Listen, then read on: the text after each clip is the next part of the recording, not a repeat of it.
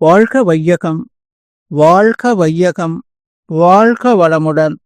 அருளாசன் அருள் தந்தை வேதாத்ரி மகரிஷி அவர்களும் ஒட்டுமொத்த மகான்களும் இறைநிலையும் என்னுள் சூக்குமமாக எழுந்தருளி இன்றைய நாள்காட்டி வரிகளுக்கான கவிவரிகளையும் அதற்கான விளக்கத்தையும் சிறப்பிக்க வேண்டுமாய் சங்கல்பம் மேற்கொள்கிறேன். அனைவரையும் பணிவோடு முதற்கண் வணங்கி ஆரம்பிக்கலாம் என்றிருக்கிறேன். அனைவருக்கும் இனிய காலை வணக்கம். வாழ்க வளமுடன். சாமிஜியினுடைய இன்றைய நாள்காட்டி வரிகள்.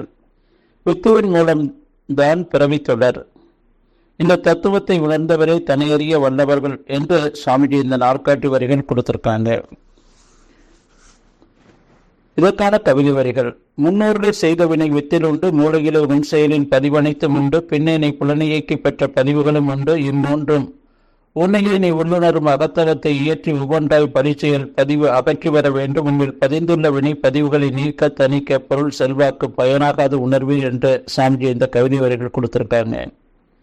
மகான் திருமூலர் சொல்லும்போது, தன்னை அறிந்த தத்துவ ஞானிகள் முன்னை வினையை முடிச்சை அவிழ்ப்பர், பின்னை வினையை பிடித்து பிசைவர், சென்னியில் வைத்த சிவனருளாலே என்று சொல்றாங்க.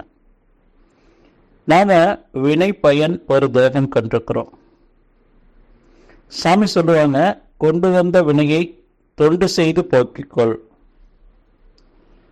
நமக்கு 2 விதமான வினை பதிவுகள் இருக்கு.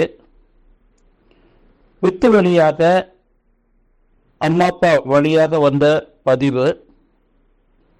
நம்ம அம்மா அப்பா அவங்க அம்மா அப்பா இப்படியே தொடர்ந்து போனா அந்த முதல் மனிதன், ஆதி மனிதன் விலங்கின வச்சிலிருந்து வந்த அந்த முதல் மனிதன்.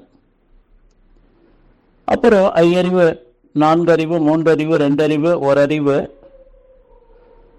தொடர்ந்து வந்த அனைத்து பதிவுகளும் வித்து வழியாக நம்முடைய ஜெனட்டிக்ல பதிந்திருக்கிறது. நாம பிறந்து உணர்வு தெரிஞ்ச நாளைக்கு அப்புறம், உணர்வு தெரிஞ்ச நாள்ல இருந்து மேல்பதிவாக போட்ட பதிவு பிறந்த பதிவு, பிரார்த்த பதிவு. இந்த 2ம் சஞ்சித பதிவு, பிரார்த்த பதிவு, இந்த 2ம் சேர்ந்ததுதான் நம்முடைய ஆன்மாவினுடைய செயல்கள். ஒவ்வொருத்தரும் பிறப்பெடுக்கிறது வினை பயன் ஒரு தேகம் கண்டிருக்கிறோம். நாம சுவாமி வேதாத்ரி மகரிஷி அவங்க நமக்கு இல்லறத்துல இருந்து கொண்டே துறவர வாழ்க்கையை மேற்கொள்ளக்கூடிய அந்த தெய்வீக பயிற்சியை, மனவள கலையை நமக்கு சாமிஜி கொடுத்துருக்குறாங்க. ஒவ்வொரு மைக்ரோ செகண்டும் நாம் தியான நில வாழ்க்கையாகவும் மௌனமாகவும் தற்றுதனையோடும் வாழ பழகும்போது அந்த முழுமுதற் பொருளான இறை நிலையினுடைய அந்த பூரணத்தை நாம் உணர்ந்து வாழ முடியும். அந்த பூரண நிலையிலேயே நம்முடைய அறிவாட்சி தரத்தை உயர்த்தி நிறுத்தி அந்த நிலையில் வாழக்கூடிய வாழ்க்கை தான் இன்றைக்கு இந்த பூமியில புகழுடம்போடு வாழ்ந்து கொண்டிருக்கக்கூடிய அவ்வளவு மகான்களும் கடைபிடித்தது. ஒரு காலத்துல இவெல்லாம் பிரம்மச்சரியம், கிரகஸ்தம், வானப்பிரஸ்தம், சந்நியாசம் என்ற 4ஆக பிரித்து வைத்தாங்க.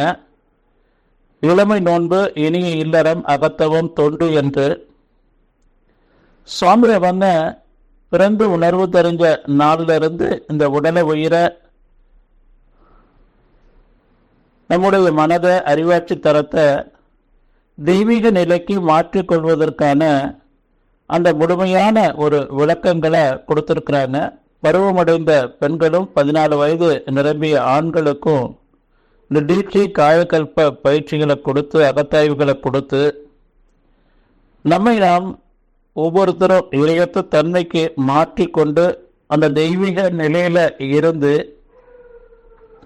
நம்மிடம் உள்ள எல்லா பதிவுகளையும் தேய்த்து அழித்து நாமே இறைவனாக இருக்கிறோம். இந்த பிரபஞ்சம் முழுவதும் இறைநிலையினுடைய தோற்றம்தான் என்ற அந்த வேறுண்மையை நாம உணர்ந்து அந்த தெய்வீக நிலையில வாழக்கூடிய அந்த தெய்வீக வாழ்க்கையை நாம மாற்றிக்கொண்டு வாழ்வதற்காக மனவளக்கலை சுவாமிஜி நமக்கு கொடுத்திருக்கிறாங்க.